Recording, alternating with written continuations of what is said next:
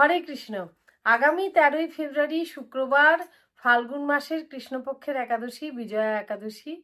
তা এই একাদশী সম্বন্ধে ভগবান শ্রীকৃষ্ণকে যুধিষ্ঠির মহারাজ জিজ্ঞাসা করায় ভগবান বললেন যে নারদমুনি একবার ব্রহ্মাকে এই একাদশী সম্বন্ধে জিজ্ঞাসা করেছিলেন, এবং ব্রহ্মা যা বলেছিলেন সেটা হচ্ছে যে পুরাকালে রামচন্দ্র 14 বছরের জন্য বনবাসে গেছিলেন সীতা দেবী এবং লক্ষ্মণকে সঙ্গে নিয়ে। তা তারা পঞ্চবটিতে বাস করতেন। তা সেই সময় রাবণ এসে সীতাকে হরণ করে নিয়ে যায়। তা রামচন্দ্র সীতা দেবীকে খুঁজতে খুঁজতে মৃতপ্রায় জটায়ুর কাছে যায় এবং সীতা হরণের কথা জানতে পারে। তারপরে জটায়ুর মৃত্যু হয়।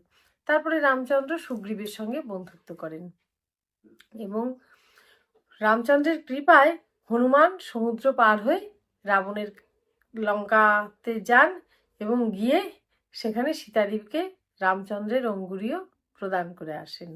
তা হনুমান ফিরে আসলে রামচন্দ্র তার সৈন্য সামন্ত সুগ্রীবকে নিয়ে হনুমানকে নিয়ে গিয়ে ভাবছেন যে এই দুস্তর সাগর তিনি কি করে পার হবেন, এবং সেই সম্বন্ধে লক্ষ্মণকে জিজ্ঞাসা করায়। তা লক্ষ্মণ বলছেন, আপনি তো পুরুষোত্তম, আপনাকে আমি কি উপদেশ দেবো?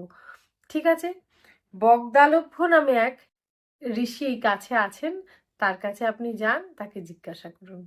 তা রামচন্দ্র যখন সেই মুনিবরের কাছে গেলেন, তা মুনিবর তাকে দেখে বুঝতে পারলেন যে পুরুষোত্তম ভগবান এসছেন, এবং তাকে যখন জিজ্ঞাসা করলেন তখন সেই মুনিবর বললেন যে বিজয় লাভের জন্য সামনেই ফাল্গুন মাসের বিজয়া একাদশী আছে।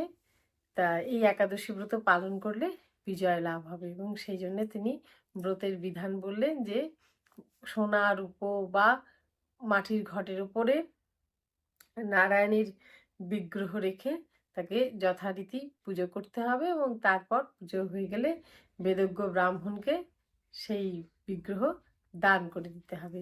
তাই এইভাবে রামচন্দ্র এই বিজয়া একাদশী ব্রত পালন করে সীতা দেবীকে উদ্ধার করলেন। তা যে এই একাদশী ব্রত পালন করে তারও ইহলোকে জয় হয় এবং পরে সে ভগবানকে প্রাপ্ত হয়। তা আসুন আমরা এই বিজয়া একাদশী ব্রত পালন করি এবং পরের দিন সকালে 6টা 9 থেকে 9টা 57-র মধ্যে পালন করে এই ব্রত সমাপ্ত করি। হরে কৃষ্ণ।